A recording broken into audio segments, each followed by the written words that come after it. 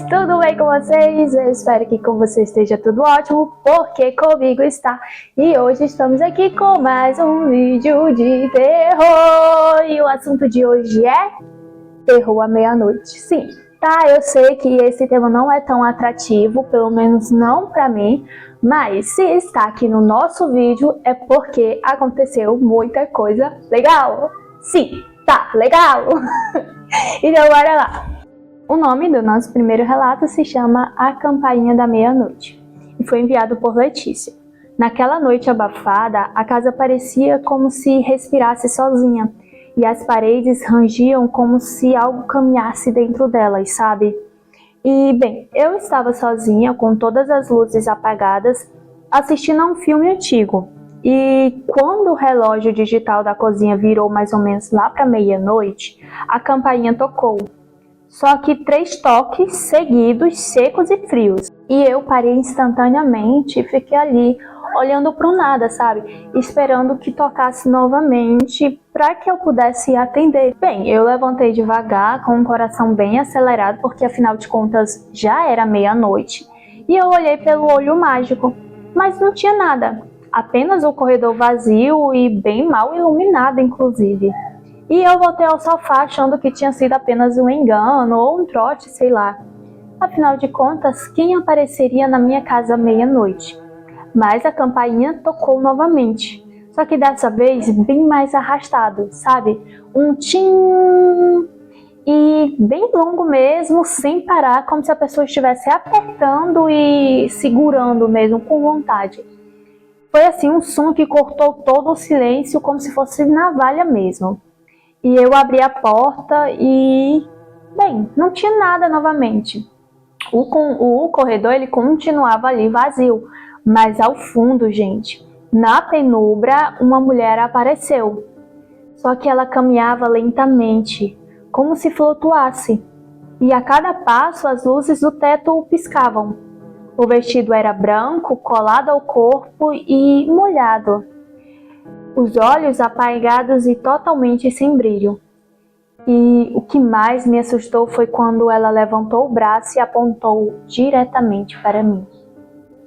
Eu, no desespero, acabei assim, fechando a porta com toda a força e travei tudo. Quando eu recuei, havia um papel dobrado no chão da sala, como se tivesse sido arremessado por baixo da porta. E estava escrito o seguinte: você abriu. Agora ela sabe onde você dorme. E na noite seguinte, quando o relógio marcou novamente a meia-noite, alguém já estava dentro da minha sala. Gente, eu juro que eu fiquei assim, gelada por dentro quando ela falou que apontou para ela. Porque é muito intrigante que esse ser se comunicou com ela, sabe? É normal que seres se manifestem à meia-noite, mas não é uma coisa assim rara, gente. Mas a interação direta é sim um tanto inusitada e é o diferencial dessa história. Porque, bem, deixou mensagem e o que era, gente? O que é esse ser que aparece? Ela não falou se ela procurou ajuda ou qualquer coisa do tipo. E mais, ela também não falou se viu ou se ouve, porque ela disse, agora já está dentro da minha sala. Mas amiga, você viu ou você ouviu? Tem muito essa questão também. Influencia totalmente aqui pra gente entender. Porque se você viu aquela mesma mulher? Ai, ficou muitas perguntas, não foi? E hoje, tá tudo bem com você? Você procurou ajuda? Me preocupa, sabe? Porque, gente, que loucura. E, bem, também foi uma questão assim de área restrita, né, gente?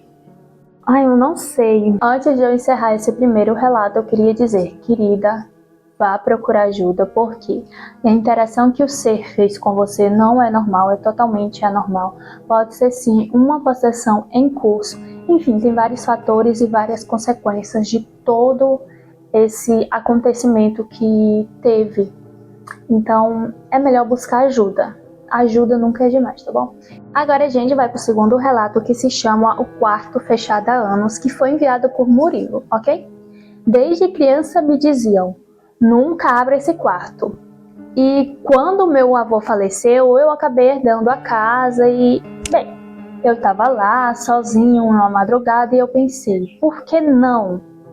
Afinal de contas, eu estava assim, cheio de curiosidade há anos. E já era ali por volta da meia-noite, quando eu, movido pela curiosidade e quase como se estivesse hipnotizado, fui até aquela porta selada. E era uma tranca velha que estalou como se estivesse esperando por décadas para que fosse quebrada. E a porta se abriu assim, sozinha, rangendo como se fosse um gemido. E dentro, o quarto estava totalmente intacto. Eram móveis antigos, uma cama coberta por um véu de poeira e um espelho manchado de algo escuro.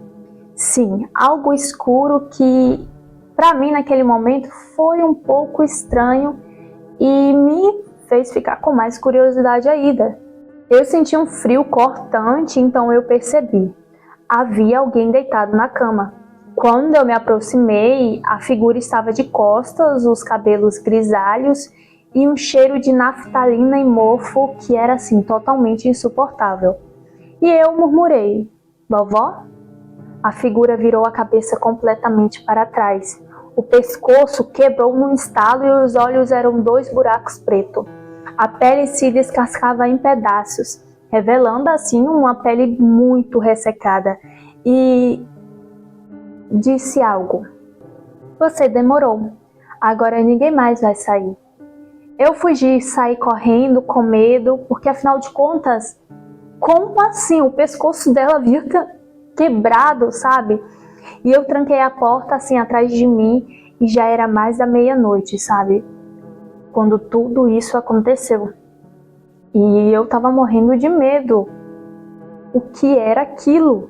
Mas agora, todos os dias à meia-noite, o espelho da sala reflete aquele quarto, mesmo com a porta trancada. Ai, gente, esse relato em específico, ele deixa muitas brechas em perguntas, muitas questões. Por quê?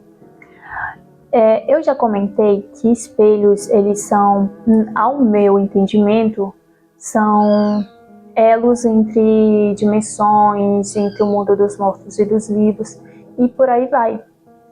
E é assim, eu vou deixar muitas questões aqui nesse vídeo para que você pense.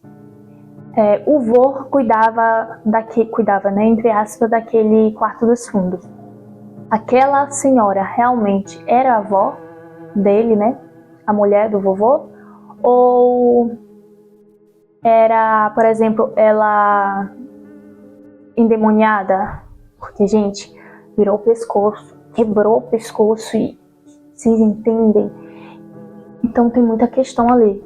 Ou era um espírito que tomou forma, porque tem espíritos que sim, tomam formas de pessoas que a gente ama para nos atrair, usar como isca a forma humana dos nossos amados.